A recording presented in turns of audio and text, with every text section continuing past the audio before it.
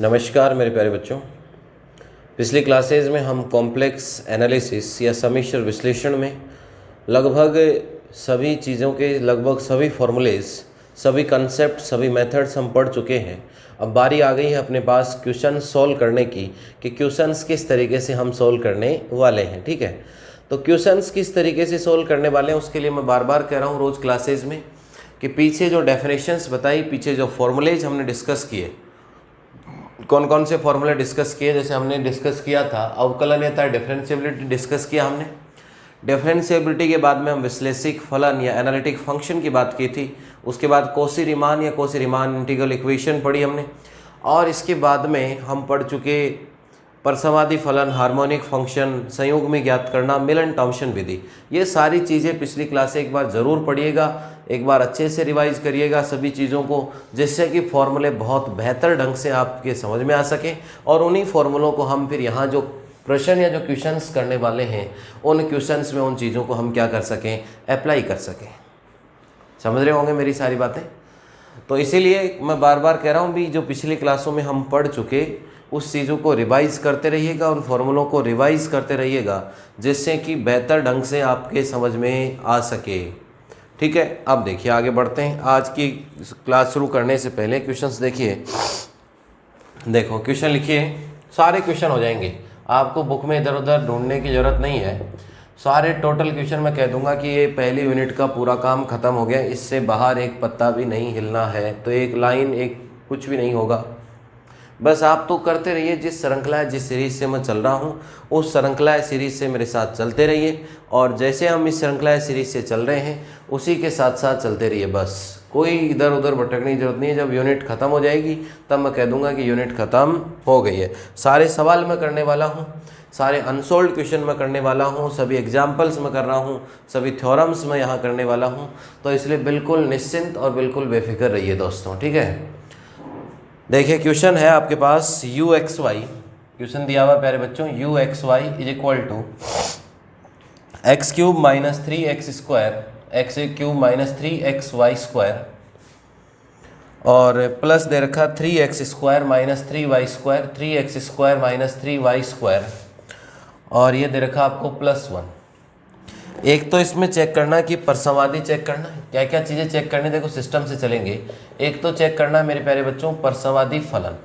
क्या चेक करना है? परसमादी फलन, या जिसको हम कहते हैं हार्मोनिक फंक्शन चेक करना है।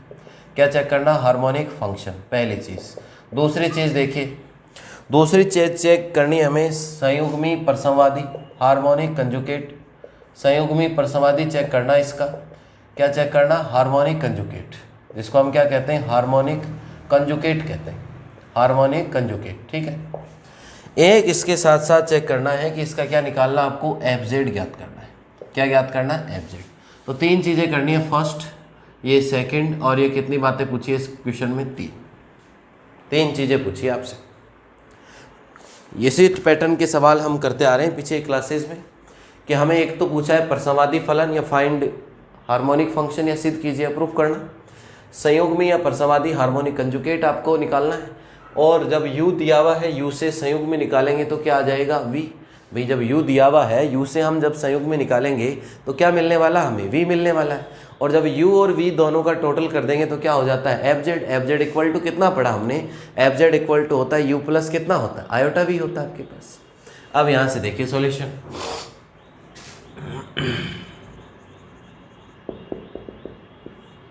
सॉल्यूशन देखिए बच्चों, दिया है या गिवन दैट, दिया है या गिवन दैट।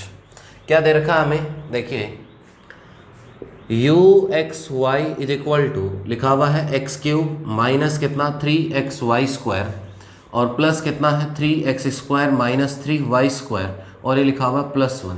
यही दिया हुआ यू एक्स वाई। एक एक चीज़ों को, कंसेप्ट को क्लियर करते हुए चलिएगा कि करना क्या उस चीज़ में। अब पूछा परसमादी फलन या हार्मोनिक फंक्शन प्रूफ करना है, तो परसमादी फलन या हार्मोनिक फंक्शन में हम सीख चुके हैं कि जो भी फंक्शन दिया हुआ है, जो भी फंक्शन दिया हुआ है, उस फंक्शन का 2 बार अवकलज या डेरिवेटिव आंशिक या पार्शियल x के साथ, और 2 ही बार अवकलज या डेरिवेटिव y के साथ जब करेंगे और उनका जब टोटल करेंगे तो टोटल रिजल्ट कितना आना चाहिए आपके पास? 0 आना चाहिए।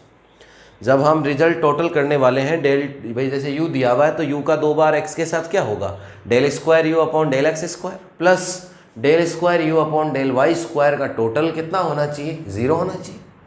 तो देखिए आंशिक अवकलन लेने पर या टेकिंग पार्शियल डेरिवेटिव, आंशिक अवकलन करने पर, आंशिक अवकलन करने पर टेकिंग पार्शियल डेरिवेटिव, आंशिक अवकलन करने पर टेकिंग पार्शियल डेरिवेटिव, जैसे ही हम पार्शियल डेरिवेटिव करेंगे तो ये हो गया आपके पास del u upon del x, किसके साथ करने वाला हूँ, एक्स के साथ। Del u upon del x का मतलब मैं किसके साथ करने जा रहा हूँ, एक्स के साथ कर रहा हूँ, एक्स के साथ कर रहा हूँ। इसका मतलब ये हो गया 3x स्क्वायर माइनस एक्स के साथ करूँगा तो एक्स का ही होगा, y किसकी तरह काम करने वाला है, अचर या कांस्टेंट की तरह वही बिहेव करेगा, y का नेचर यही होगा। अब देखिए y का तो होगा नहीं, x का कितना हो गया 1, तो ये हो गया 3 और ये कितना हो गया y स्क्वायर प्लस यहाँ से देखिए x स्क्वायर का होगा मेरे बच्चों कितना होगा 2x, तो 2x होगा तो कितना होगा 6x, x है क्या, नहीं है, कांस्टेंट होगा, प्लस में 1 जैसा 1 है वैसा ये, तो कितना हो गया 0। अब देखिए यहाँ से आगे बढ़ते हैं, डेल 2u अपॉन कितना करने जा रहे हैं, डेल एक्स स्क्वायर, एक्स के साथ दोबारा कर रहा हूँ तो ये कितना हो गया आपके पास 6x माइनस एक्स है क्या, नहीं है, तो कांस्टेंट है 0 हो गया प्लस 6, इसका कितना हुआ आपके पास 6। तो देखिए बच्चों u का 2 बार किसके साथ आंशिक अवकलज या पार्शियल डेरिवेटिव हम कर चुके हैं, किसके साथ कर चुके हैं, हम x के साथ हमने कंप्लीट कर लिया है।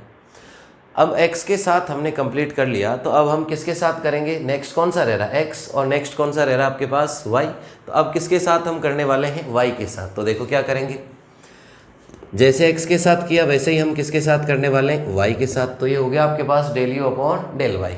अब y के साथ करेंगे तो y है क्या, इसमें नहीं है, तो कितना होगा 0, इसमें y है क्या, है भैया, y स्क्वायर का कितना होगा 2y, तो ये हो गया 6xy माइनस है तो माइनस ये हो गया 6xy। इसके बाद इसमें y है क्या, नहीं है, तो ये कांस्टेंट या अचर की भांति, तो इसका रिजल्ट कितना होने वाला है, 0 होने वाला है। इसके बाद यहाँ से देखें तो ये कितना हो गया -6y, तो ये हो गया आपके पास माइनस का 6y। दोबारा अगेन पुनः से करना है तो del 2u upon del y square करने वाले, यही तो हम करने वाले हैं इसमें। तो y के साथ फिर से करना, तो y है मेरे बच्चों इसमें, तो इसमें y है तो कितना होने वाला, y का 1 होगा तो कितना हो गया -6x, यहाँ y का 1 हो गया तो कितना हुआ -6। इनको दे दीजिए इक्वेशन फर्स्ट, इनको लिख दीजिए इक्वेशन सेकंड, ये हो गया इक्वेशन थर्ड और ये हो गया आपके पास इक्वेशन 4। सबसे पहले एक एक चीज़ पे बात करते रहिए, एक एक कंसेप्ट पे बात करेंगे। परसमादी फलन या हार्मोनिक फंक्शन का मतलब 2 बार x के साथ और 2 ही बार y के साथ जो आएगा उसका टोटल करना है, और टोटल कितना आना चाहिए 0, उसको हम लाप्लास समीकरण कहते हैं या लाप्लास इक्वेशन कहते हैं। अब यहाँ से देखिए 2 बार x के साथ इक्वेशन नंबर कितने में है, सेकंड में, और 2 ही बार y के साथ कितने नंबर इक्वेशन में है, फोर्थ में। तो अगर सेकंड और फोर्थ आपको सामने दिख रही है बिल्कुल, और अगर मैं सेकंड और फोर्थ का अगर यहाँ से टोटल करूँ तो टोटल देखिए ये प्लस का है और ये किसका है, माइनस का, तो टोटल कितना आने वाला है 0। 0 आते ही लाप्लास समीकरण संतुष्ट हो जाएगा, और जब लाप्लास समीकरण या लैप्लास इक्वेशन सेटिस्फाई हो जाती है तो उस फलन या फंक्शन को हम क्या कहते हैं, परसमादी फलन या हार्मोनिक फंक्शन कहते हैं। तो देखिए बच्चों क्या करें, ये जोड़ के दिखा के कैंसिल 6x से प्लस माइनस 6x कट गया, 0 दिखाने की आवश्यकता नहीं है, डायरेक्ट लिखेंगे समीकरण इक्वेशन 2 तथा 4 से स्पष्ट है कि by equation second and fourth it is clear that, स्पष्ट है कि by equation second and fourth it is clear that, क्या क्लियर है मेरे प्यारे बच्चों, लाप्लास समीकरण, कौन सा समीकरण होता है ये, लाप्लास समीकरण है, लैप्लेस इक्वेशन, कौन सी इक्वेशन है, लैप्लेस इक्वेशन। लैप्लेस इक्वेशन क्या होगी, del 2u upon del x square plus del 2u upon del y square equal to 0, संतुष्ट या सेटिस्फाइड, संतुष्ट या सेटिस्फाई, आपके पास लैप्लेस इक्वेशन सेटिस्फाई हो गई। जिस फंक्शन की, कौन सा फंक्शन था, u(x,y), जिस फंक्शन में लैप्लेस इक्वेशन सेटिस्फाई हो जाती है तो वो फंक्शन या वो फलन कौन सा बनने को चला जाता है, परसमादी फलन, कौन सा फंक्शन बन जाता है। अतः पूरी चीज़ें लिख के चलिएगा, अतः u(x,y) परसमादी फलन, अतः u(x,y) परसमादी फलन है। Thus u(x,y) is harmonic function. Thus u(x,y) is harmonic function. Thus u(x,y) is harmonic function. Thus u x y is harmonic function, कि यू एक्स वाई आपके पास कौन सा फंक्शन है, हार्मोनिक फंक्शन है। और कब बना हार्मोनिक फंक्शन, जब इसने कौन से समीकरण सेटिस्फाई किए, लाप्लास समीकरण, लैप्लेस इक्वेशन जब इसने सेटिस्फाई किया तो ये कौन सा फंक्शन बन जाता है, परसमाधि फलन। इतना सही तो कंसेप्ट है सब चीज़ों का। अब देखिए एक काम हुआ अभी तक तो भैया, कौन सा हुआ, हार्मोनिक फंक्शन। इसके बाद है हार्मोनिक कंजुगेट, हार्मोनिक कंजुगेट निकालना है। तो u का हार्मोनिक कंजुगेट कितना मान के चलते हैं हम, v, क्या नाम देते हैं, v। तो एक लाइन में लिखना पड़ेगा यहाँ, माना किया कंसिडर, माना कि u एक्स वाई का परसमाधि संयुग्मी, u एक्स वाई का परसमाधि संयुग्मी क्या मान के चलेंगे, v एक्स वाई है, u एक्स वाई का परसमाधि संयुग्मी v एक्स वाई है। We consider harmonic conjugate of uxy is vxy. We consider harmonic conjugate of uxy is vxy. यही तो हुआ अपने पास सारी चीज़ें। अब यहाँ से देखिए uxy का हार्मोनिक कंजुगेट किसको मान लिया, vxy का। अब मैंने कहा कि vxy डायरेक्ट फाइंड आउट नहीं होता। जो बच्चे पीछे क्लासेस रेगुलर ले रहे हैं उनको भली बात ही समझ में आ रहा होगा, फिर भी मैं सारे फॉर्मूले साथ साथ बताता हुआ चलूँगा। तो संयुग्मी में vxy डायरेक्ट फाइंड आउट नहीं होता। फॉर्मूला किसका होता है, dv का। अरे किसका फॉर्मूला होता है, dv का फॉर्मूला होता है अपने पास। तो यहाँ से देखिए dv इज इक्वल टू, मैंने बताया था कि या तो डायरेक्ट याद कर लो, यहाँ लगाओ dx और यहाँ लगाओ dy। जब x है तो u का y के साथ और u का y वाले हैं तो x के साथ, एक प्लस हो गया तो ये किसका होना है, माइनस। अब बोले गुरुजी क्या करें इससे आगे, अरे भी करना क्या है, del u upon del y की वैल्यू कहाँ से आएगी, ये रही, del u upon del x की वैल्यू ये रही, एक और 3 से वैल्यू रखेंगे, सॉल्व करते ही आपके पास किसकी वैल्यू आएगी, v की। v आने का मतलब क्या बन जाएगा, संयुग्मी परसमाधि या हार्मोनिक कंजुगेट हमें प्राप्त हो जाएगा। तो इतना नोट करिएगा सब बच्चे, और इसके बाद बढ़ते हैं आगे।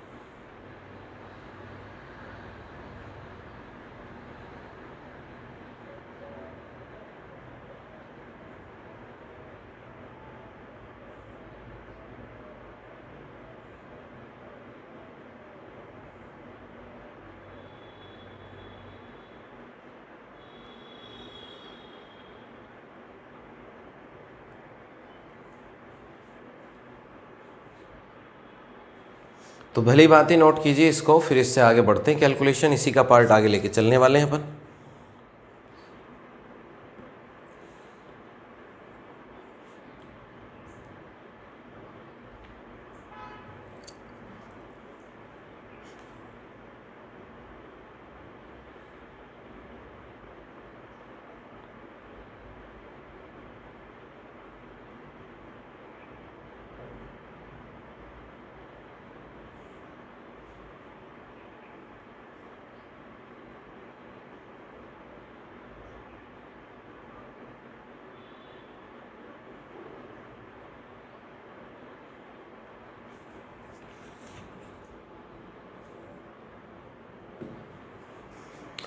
तो यहाँ तक सबने लिख लिया होगा, मैं समझ रहा हूँ जहाँ तक है। और अब इसमें वैल्यूज पुट करनी है, इक्वेशन नंबर फर्स्ट और इक्वेशन नंबर कहाँ से वैल्यू पुट करने वाले हैं, थर्ड से। तो देखिए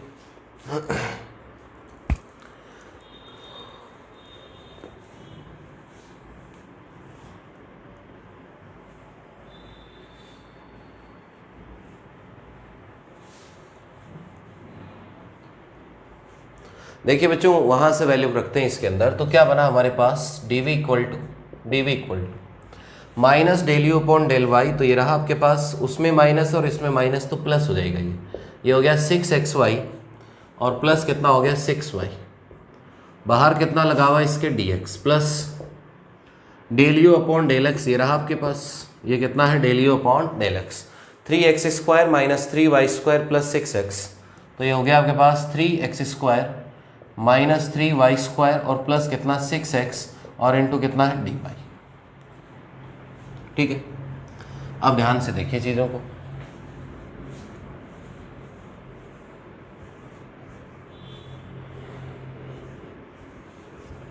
देखिए पिछली क्लासों में हमने ये जो सोल्व किया था, पिछले 2-3 जो क्वेश्चन किए हमने, उनके अंदर तो क्या था कि डायरेक्ट ये फॉर्मूला बन रहा था u इंटू वी का, बनाया था ना मैंने, से e⁻x sin y लिया था पिछली क्लास में, तो वो e⁻x sin y को खोलते थे तो दोनों पद आ जाते थे। लेकिन यहाँ ऐसा नहीं होगा सब सवालों में, तो ये बनेंगे आपके पास यथार्थ अवकल समीकरण, जो हम सेकेंड ईयर में पढ़ चुके फर्स्ट चैप्टर में, जिनको कहते थे एग्जैक्ट डिफरेंशियल इक्वेशन। ये क्या बनेंगे अपने पास, यथार्थ अवकल समीकरण, या जिनको हम क्या कहते हैं एग्जैक्ट डिफरेंशियल इक्वेशन।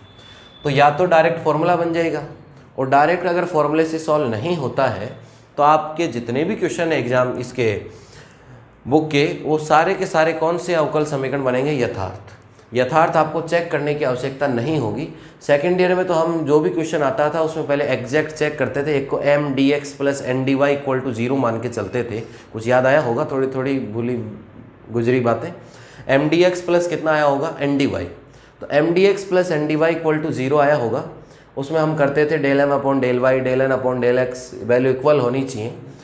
लेकिन अब यहाँ आपको चेक करने की ज़रूरत नहीं है, यहाँ जो है वो यथार्थ या एग्जैक्ट ही बनेगा। तो यहाँ डायरेक्ट लिखेंगे कि यह यथार्थ अवकल समीकरण है, यथार्थ अवकल समीकरण है, यथार्थ अवकल समीकरण है, it is a exact differential equation. अरे भाई डायरेक्ट फॉर्मूला ऐसे कल पीछे क्वेश्चंस किए थे, उनमें तो डायरेक्ट डेरिवेटिव है, तो डेरिवेटिव बन रहे, कोई इश्यू नहीं है। अब डेरिवेटिव नहीं बनेगा हर सवाल में, यथार्थ या एग्जैक्ट बन जाएगा, फिर क्या है एग्जैक्ट डिफरेंशियल इक्वेशन। ठीक है, अब एग्जैक्ट डिफरेंशियल इक्वेशन को सोल्व कैसे करते हैं, हम सेकेंड ईयर में तो पीछे u निकालते थे, u(x,y), फिर del u upon del y करते थे, फिर n माइनस करते थे, कई सारे काम करते थे, फिर लास्ट में v(x,y) आता था अपने पास।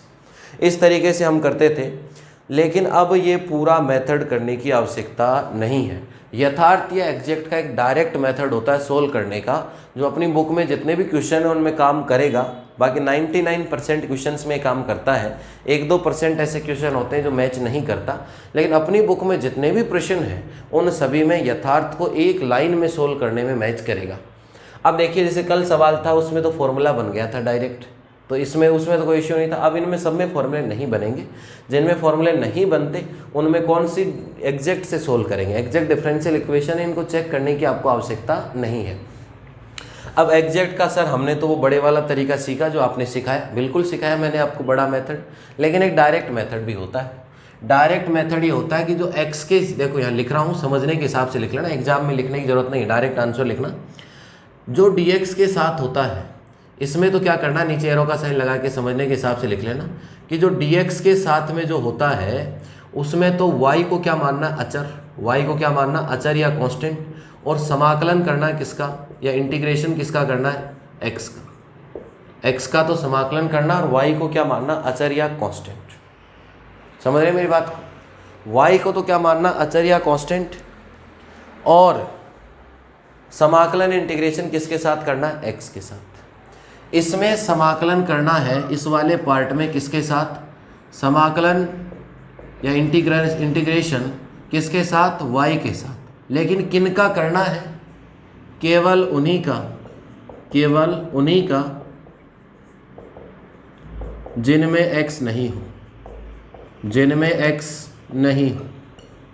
ऐसे ही लिख लेना जैसे मैं लिख रहा हूँ, ये एग्जाम में नहीं लिखना, ये आपको समझ में आना चाहिए, जिससे कि अब आगे कोई भी क्वेश्चन करो जब भी पढ़ो तुरंत ये जो बातें साफ साफ लिखी हुई ये समझ में आ जाए कि इनका मतलब क्या है, थोड़े दिन बाद गायब हो जाता नहीं। तो इसलिए करना क्या है, एग्जैक्ट का डायरेक्ट मेथड है कि इसमें dx के साथ वाले में तो समाकलन इंटीग्रेशन किसके साथ, x के साथ, या with respect to x, y as a किसकी तरह ट्रीट करना है, किसकी तरह नेचर करेगा, y अचर या कांस्टेंट की भांति कार्य करेगा।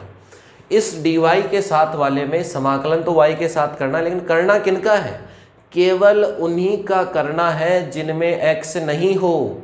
जिसमें x आ गया उसको कितना मानना है, 0, उसका कुछ नहीं करना। अब आ जाओ ऊपर सवाल को सोल्व कर देते। इधर से देखिए सॉल्यूशन क्या आएगा आपके पास, v is equal to d v का तो v हो गया, इसमें क्या कहा मैंने, y को कांस्टेंट, समाकलन किसका, x का, तो 6 कांस्टेंट, y कांस्टेंट, x का समाकलन integration x² plus 6y constant है, तो क्या लग जाएगा इसके साथ x। इसमें तो सबका होगा, बस छोड़ना किसी को नहीं है। इस वाले में y को कांस्टेंट मान लो और x के साथ कर दो। जैसे इस y को कांस्टेंट मान लिया, इसमें y कांस्टेंट है तो x कांस्टेंट के साथ x लग जाता है। इधर बहुत समझने की ज़रूरत है। क्या ज़रूरत है, देखो प्लस y के साथ करना, लेकिन उन्हीं का करना जिनमें x नहीं हो। x है नहीं होगा, x है नहीं होगा, इसमें है क्या, x नहीं है, तो इसका हो जाएगा। अगर मान लो कहीं ऐसा भी आ जाता है 6xy, सपोज करो यहाँ आ जाता है 6xy, तो भी नहीं होता। क्यों नहीं होता, और इसका 0 होता, 0 लिखते नीचे, क्योंकि इसमें क्या आ गया x। मैंने क्या कहा, x नहीं होना चाहिए, उसी का होगा चाहे उसमें y हो या नहीं हो। अब यहाँ से देखिए, इसमें x है, इसमें भी x है, इसका होगा तो कितना होगा इसका, -3y⁻³ अपॉन कितना 3, और प्लस कोई कांस्टेंट कितना आएगा c।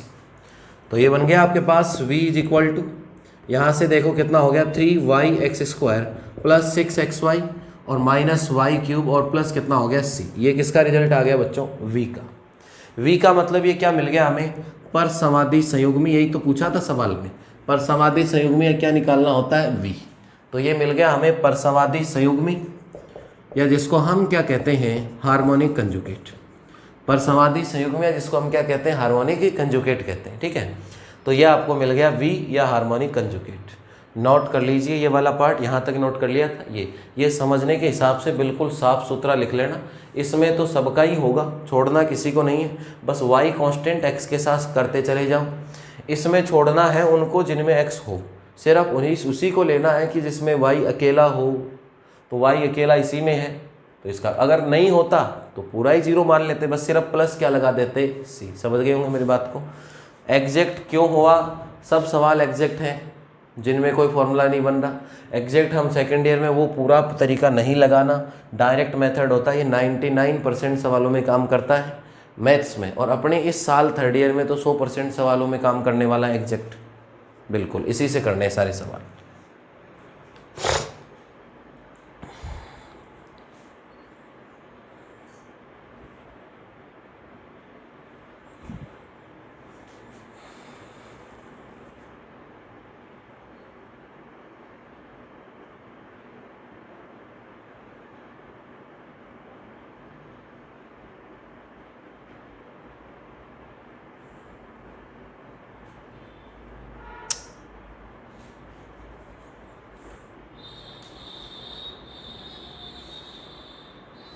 तो नोट कीजिएगा, अभी तो एक काम और रह रहा है इस क्वेश्चन में, एफ-जेड निकालना। आपको क्या निकालना है, एफ-जेड।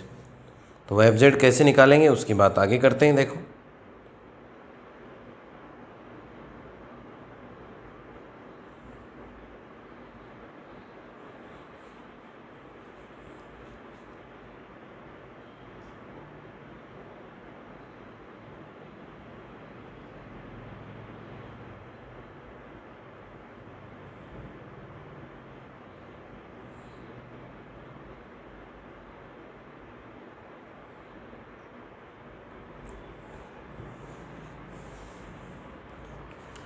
तो u सबने लिख लिया होगा, u तो सवाल था। लाप्लास समीकरण या लैप्लेस इक्वेशन हमने प्रूफ किया, और लैप्लेस के बाद में अपर समाधि संयुग्म या हार्मोनिक कंजुगेट प्रूफ करना है, तो वो रिजल्ट आ गया अपने पास भी।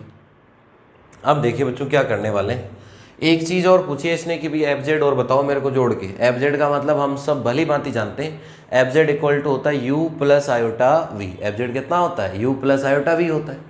तो देखो एफ-जेड क्या बनेगा अपने पास, यहाँ से देखो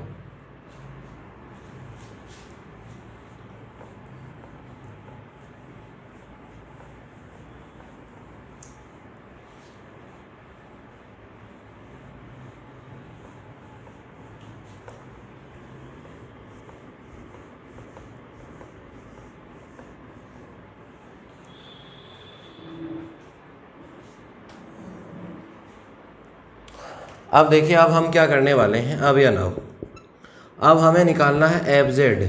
तो एफ-जेड इक्वल टू होता है u प्लस कितना होता है आयोटा v।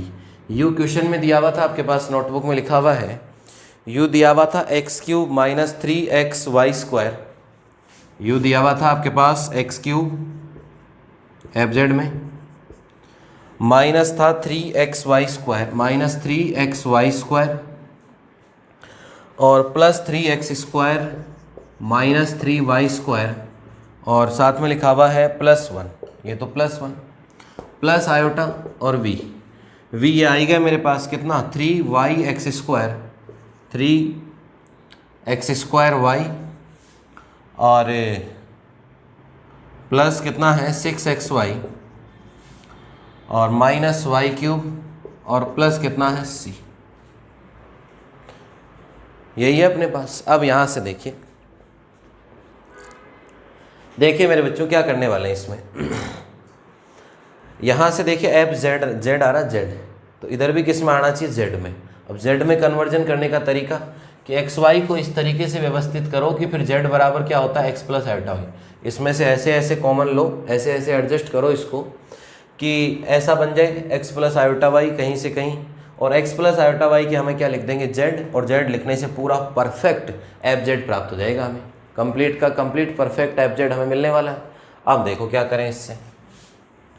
तो देखो मेरे बच्चों क्या करेंगे इसमें, यहाँ से देखिए थोड़ी सी व्यवस्था बनाइए इसके अनुसार, इसको दिमाग में रखते हुए यहाँ काम करते हैं। अब देखिए यहाँ कोई एक एक पावर में तो है नहीं कि सबको मैं एक x यहाँ से ले लिया और एक y यहाँ से ले लिया। यहाँ पावर 2-2 3-3 पावर है। जब 2-2 3-3 पावर आ जाती हैं तो कोई ऐसा सोच लो दिमाग में x प्लस आयोटा वाई का स्क्वायर बना ले, कोई x प्लस आयोटा वाई का कोई होल क्यूब बना ले, ऐसा सोच लो दिमाग। भाई यहाँ देखो 3-3 पावर आ रही है, तो ऐसा तो है नहीं कि एक एक पावर से डायरेक्ट जेड बन जाएगा। तो ऐसा कोई सोच रहे। अब ये स्क्वायर क्यूब बनाने के लिए 2 पद नहीं चाहिए, क्यूब बनाने के लिए तो कितने चाहिए 3 होने चाहिए, और वो स्क्वायर बनाने के लिए तो कितने होने चाहिए 3, और क्यूब बनाने के लिए कितने पद या टर्म्स होने चाहिए 4। यही होने चाहिए आपके पास। भाई स्क्वायर बनाने के लिए कितने पद या टर्म्स होने चाहिए 3 होने चाहिए। क्यूब बनाने के लिए आपके पास नंबर ऑफ टर्म्स या पदों की संख्या कितनी होनी चाहिए 4 होनी चाहिए आपके पास। ठीक है, तो देखो क्या करने वाले हैं इसमें। ऊपर देखिए बोर्ड पे, समझने की चीज़ें भी है, नोट करने का नहीं है, रटने का कोई काम नहीं है, रट के नहीं लिख सकते इसको। अब देखो 3 पावर वाले आ रहे हैं तो क्यूब बनाओ।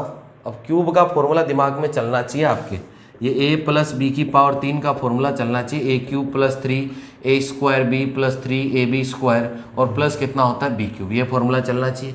जब स्क्वायर बनाएंगे तो ये फॉर्मूला दिमाग में चलना चाहिए, a square plus 2ab plus कितना होगा b स्क्वायर।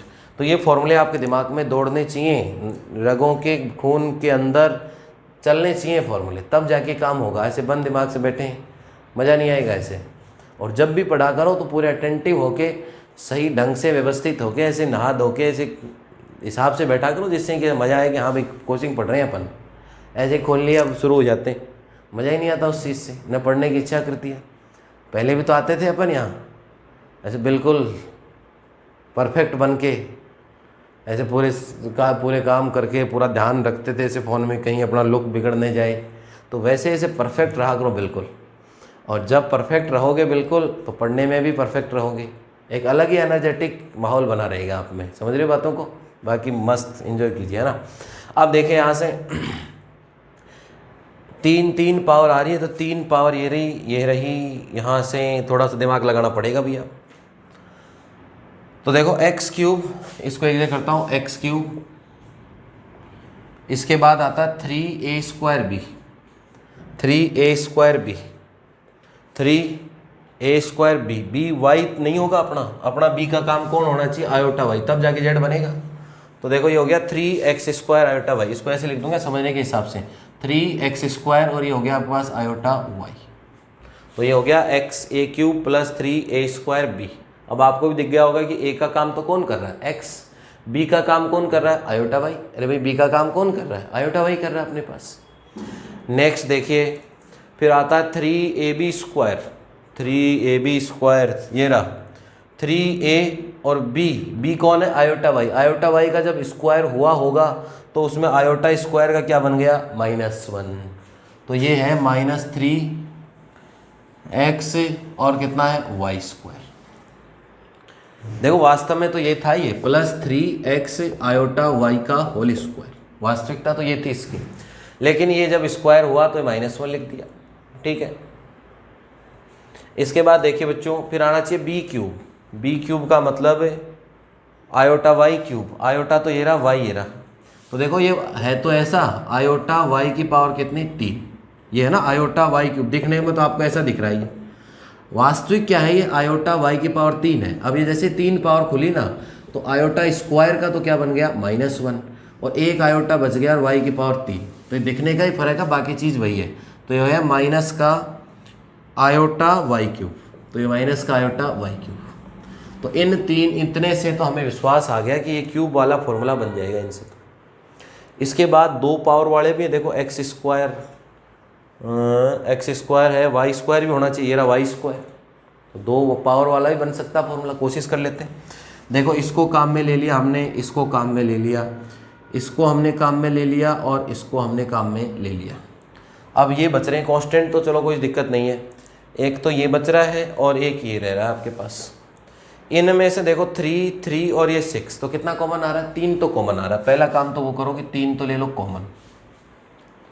इसके बाद ये है एक्स स्क्वायर, तो ये है एक्स स्क्वायर, ए स्क्वायर प्लस कितना होना चाहिए 2ab, 2ab यहाँ से आ जाएगा, 3 तो कॉमन ले लिया, 2ab आ जाएगा 2x, 3 तो कॉमन आ गया, तो 6 में से कितना बचेगा 2x, और y और आयोटा, तो ये हो गया आयोटा y।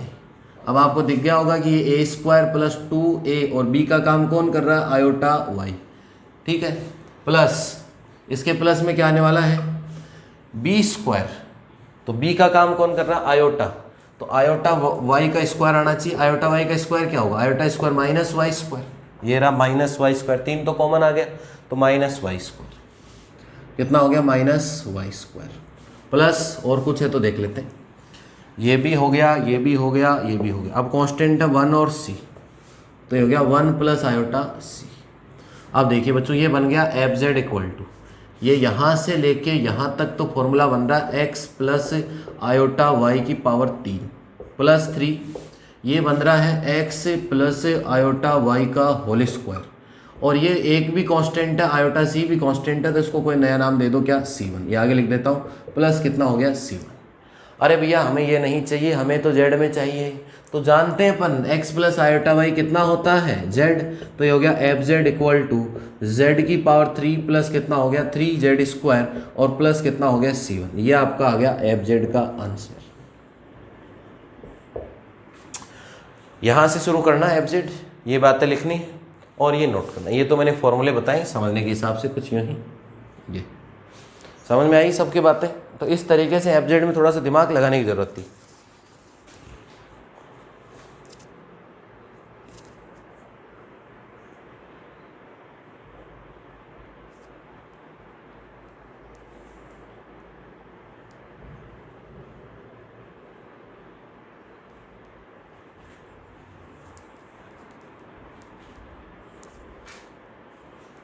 लिखिए, फॉर्मूले आते हैं तो अच्छी बात है, नहीं तो नोटबुक में साइड में लिख लीजिए, कोई इशू नहीं है ना।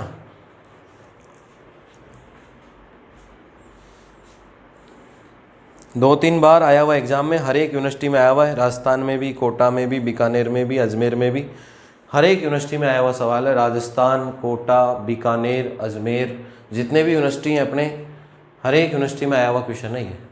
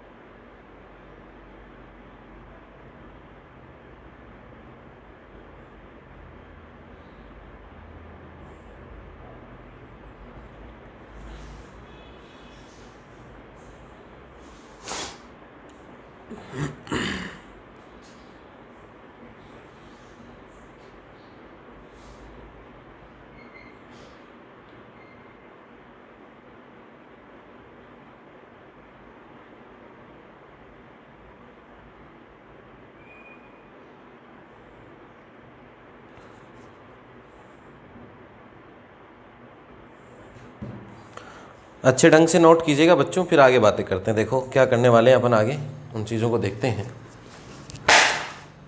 यहाँ से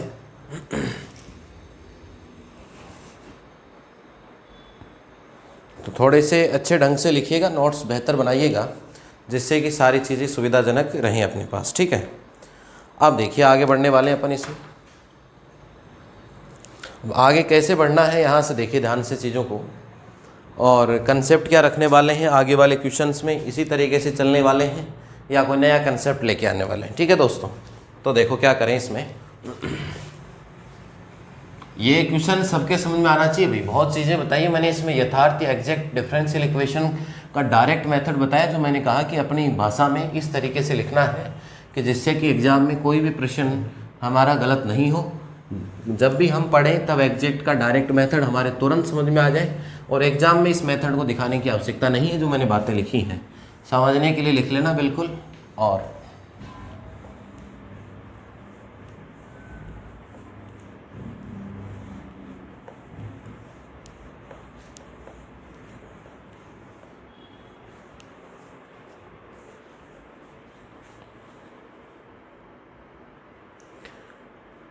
नेक्स्ट आते हैं, देखिए नेक्स्ट क्वेश्चन की ओर बढ़ते हैं बच्चों।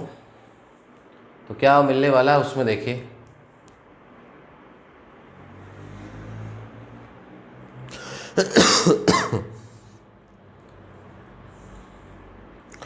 नेक्स्ट क्वेश्चन देखो क्या करने वाले। नेक्स्ट में थोड़ा डिफरेंट शुरू करते हैं। नेक्स्ट क्वेश्चन देखो, नेक्स्ट क्वेश्चन दिया हुआ आपको u x y is equal to x cube minus 3x square 3xy square plus 3x square minus 3y square plus 3x square minus 3y square और प्लस 1। यही question है जो पीछे हम करके आए, सेम क्वेश्चन है ना। हाँ, लेकिन इसमें देखो क्वेश्चन पूछने का तरीका बदल गया अगले का। क्या तरीका, क्या पूछा इसने? इसने देखिए दो चीज़ें पूछी है क्वेश्चन में, सेम क्वेश्चन है, एग्जाम में यही पूछ लेता है। एक तो इसने पूछा है कि सिद्ध करो या प्रूव करो कि लाप्लास समीकरण संतुष्ट करता है, लाप्लास समीकरण लैप्लेस इक्वेशन सेटिस्फाई करेगा, पहली चीज। और दूसरा डायरेक्ट इसने क्या पूछ लिया, बोले एफ जेड निकालो। क्या निकालो? F Z. एक तो लाप्लास इक्वेशन पूछी इसने, और एक क्या पूछ लिया इसने, डायरेक्ट ही एफ जेड। मैं पिछली क्लासों से हर एक क्लास में कहता हुआ आ रहा हूँ कि जब डायरेक्ट एफ जेड पूछे तो ये u x y v x y जोड़ के घटाने वाला काम बंद कर दो। और डायरेक्ट कौन सा मेथड हम पढ़ के आए, मिलन टॉम्पसन रचना विधि, मिलन टॉम्पसन कंस्ट्रक्शन मेथड। मिलन टॉम्पसन रचना विधि से डायरेक्ट क्या मिलता है, एफ जेड। अरे डायरेक्ट क्या मिलता है, एफ जेड। अब देखो यही क्वेश्चन पूछने का फर्क है, ये सेम क्वेश्चन था, अभी पीछे पूछा लाप्लास समीकरण। चलो ये तो एक ही बात है, लाप्लास कह दो चाहे परसवादी कह दो हार्मोनिक कह दो, तो उतना पार्ट तो करना पड़ेगा। अब इस क्वेश्चन में भी एफ जेड पूछा था और पिछली बार भी एफ जेड पूछा था, लेकिन पिछली बार बीच में एक चीज़ और पूछी थी, परसवादी संयुग्मी, या जिसको हम क्या कहते हैं हार्मोनिक कंजुगेट पूछा था। तो जब u निकाल लिया तो v निकाल लिया, तो फिर तो जोड़ के ही लिखूंगा भैया, तो उसमें एफ जेड दूसरे तरीके से निकालना होता है।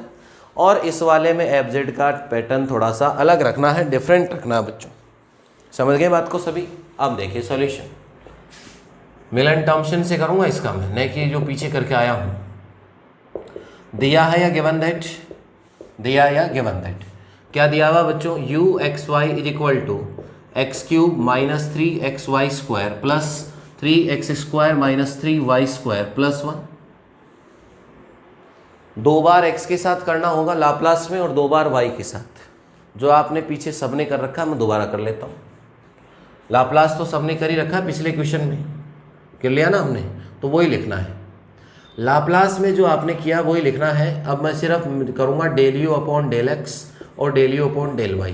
क्यों करूँगा? क्योंकि मिलन टॉम्पसन का जो फॉर्मूला याद होगा आपके, उसमें कहते हैं इसको तो क्या कहते हैं फाई एक्स वाई, इसको तो क्या कहते हैं फाई एक्स वाई, और इसको क्या कहते हैं साई एक्स वाई, इसको तो कहते हैं फाई एक्स वाई, और दूसरे वाले को हम क्या कहते हैं साई एक्स वाई कहते हैं। याद है ना सबके फॉर्मूला मिलन टॉम्पसन का। अब यहाँ से देखिए, तो del u upon del x करेंगे तो ये हो जाएगा 3x square minus 3y square, और ये कितना हो जाएगा आपके पास 6x, बाकी खत्म आ गया। y के साथ करूँगा तो कितना होगा 0, यहाँ से देखें तो माइनस का 6xy और उधर से देखें तो माइनस का कितना होगा 6y। आपको पूरा करना है, कॉपी में जगह छोड़ देना, चाहे अभी कर लो, दोबारा से रोक के कर लो। कहाँ तक करना आपको, लाप्लास तक। और आपकी कॉपी में फाई एक्स वाई और साई एक्स वाई पिछले क्वेश्चन में लिखे हुए हैं, उन पे नाम लिख देना, फाई एक्स वाई और क्या नाम लिख देंगे, साई एक्स वाई। तो इस क्वेश्चन में पहले तो आप यहाँ से लेके पूरा 2 बार करके क्या प्रूफ करने वाले हो, लाप्लास। लाप्लास समझते हो ना, लाप्लास समीकरण जो पिछले वाले क्वेश्चन में हम कर चुके, ये तो आपको खुद से करना, जगह खाली मत छोड़ देना। जगह खाली छोड़ी हुई बरसों तक नहीं भरी जाती है, कोई किसी की जगह नहीं ले सकता। ये है ना, आपने सुना होगा कि हर एक इंसान यूनिक है, तो ये भी जगह अपने आप में यूनिक है, इसकी जगह फिर कोई नहीं ले पाएगा। तो इसलिए जगह खाली नहीं छोड़नी, क्वेश्चन में वही पिछले जो करके आए लाप्लास समीकरण तक करना है, सोल्व कर लिया। इसके बाद इस सवाल में क्या पूछा आपसे, उस पर आ जाओ। इस सवाल में आपसे सिर्फ और सिर्फ क्या पूछा, एफ जेड पूछा है। अरे क्या पूछा है, एफ जेड। जब अकेला एफ जेड पूछ ले सवाल में, तो हम कौन सी विधि लगाने वाले होते हैं। जब सिंगल एफ जेड पूछे अकेला, पिछले वाले में तो बीच में वी भी पूछा था, इसलिए उस तरीके से एफ जेड निकालना है। और जब डायरेक्ट ही एफ जेड पूछे तो कौन सी विधि लगाने वाले, मिलन टॉमसन रचना विधि। तो देखिए मिलन टॉमसन रचना विधि से, by Millen Thomson construction method, by Millen-Thomson construction method, Millen-Thomson construction method।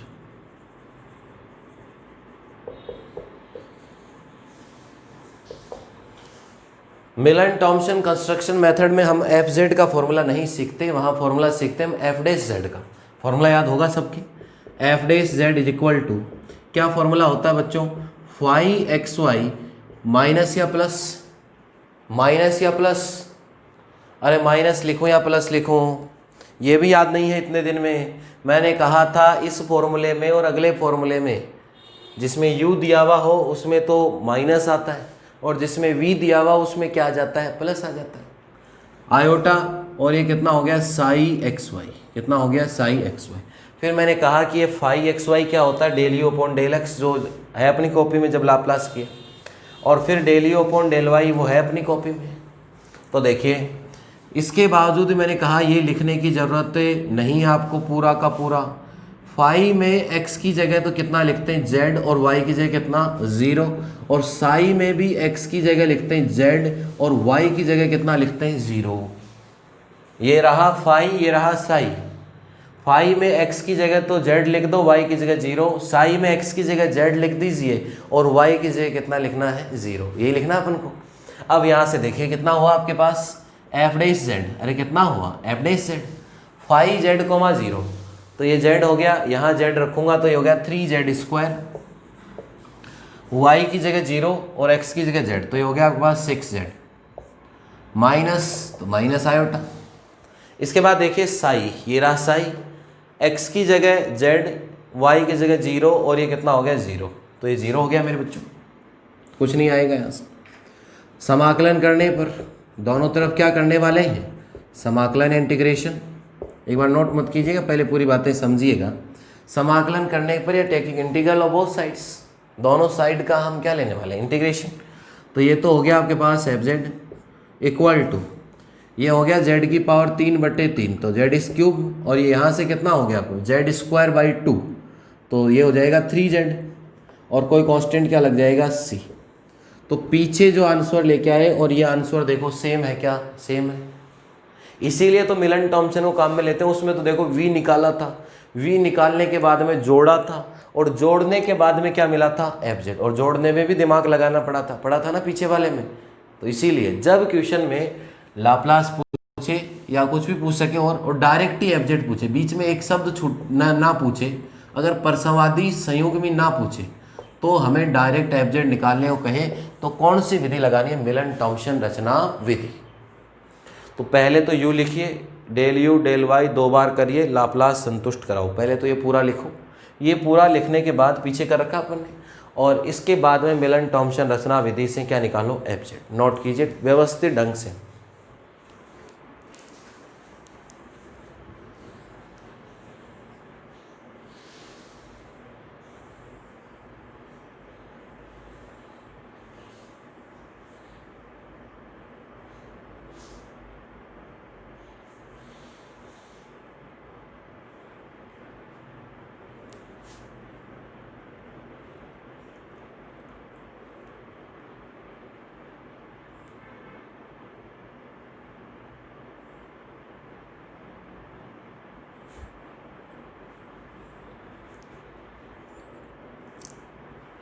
पूरा सही व्यवस्थित तरीके से नोट कीजिए।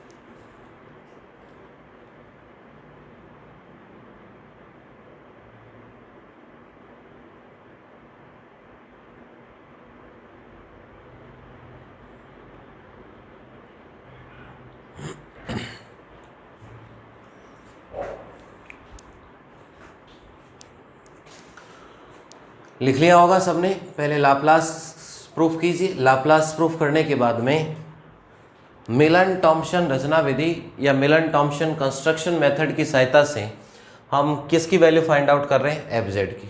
तो जब क्वेश्चन में हमेशा ध्यान रखिए, कंफ्यूज मत होइएगा एग्जाम में। मैं बार बार कह रहा हूँ कि भाई कंसेप्ट क्लियर करो, क्वेश्चन आसान हो जाएंगे। डायरेक्ट ही अगर एफ जेड पूछे तो कौन सी लेनी है, मिलन टॉम्पसन। अगर बीच में परसवादी या हार्मोनिक कंजुगेट पूछ ले, संयुग्मी पूछ ले, तो यू से वी निकालना और फिर जोड़ के दिखाना। जैसे इसी क्वेश्चन को मैंने दो तरीके से कर दिया, किया ना, दो तरीके से। दो ही क्वेश्चन अपनी बुक में दो जगह दे रखे हैं देने को, लेकिन जैसा जिस तरीके से किया आंसर सेम है दोनों केस में। तो इसलिए बहुत अच्छे तरीके से इस चीज़ों को पढ़िएगा और व्यवस्थित तरीके से नोट्स बनाइए। पीछे की क्लासेज में जो चीज़ें बताई, कौन कौन सी बातें बताई मैंने पीछे की क्लासेज में, एक तो मैंने बताया था कि अवकलनीयता, डिफरेंशियबिलिटी, फिर से पढ़ लो दोस्तों। विश्लेषिक फलन या एनालिटिक फंक्शन मेरे बच्चों पढ़ लो। कोशी रीमान याद कर लो, डायरेक्ट इक्वेशन। परसवादी संयोग में याद कर लो, परसवादी फलन याद कर लो, हार्मोनिक कंजुगेट याद कर लीजिए, हार्मोनिक फंक्शन पढ़ लीजिए, और एक किसका तरीका है, किसके फॉर्मूले याद कर लीजिए, मिलन टॉम्पसन के याद कर लीजिए। बस इसके अलावा कुछ नहीं याद रखना, डायरेक्ट सारी चीज़ें पीछे थ्योरम्स के साथ मैं प्रूफ करता आ ही रहा हूँ। इसके बाद अब क्वेश्चन चल रहे हैं और क्वेश्चन ही चलेंगे इसमें, क्योंकि एग्जाम में कई बार तो दोनों के दोनों क्वेश्चन आ जाते हैं, और कई बार ये होता है कि एक क्वेश्चन एक थ्योरम, या कई बार दोनों के दोनों ही क्वेश्चन, थ्योरम आती नहीं है तो फिर क्या करेंगे। तो इसलिए क्वेश्चंस की प्रैक्टिस बहुत ज़रूरी है। तो आने वाले कुछ क्लासेज में मैं इसके क्वेश्चंस लेके चलने वाला, तो बिल्कुल व्यवस्थित तरीके से पढ़ते रहिए। बाकी मिलते हैं अगली क्लासों में। सबको धन्यवाद। Thank you all of you.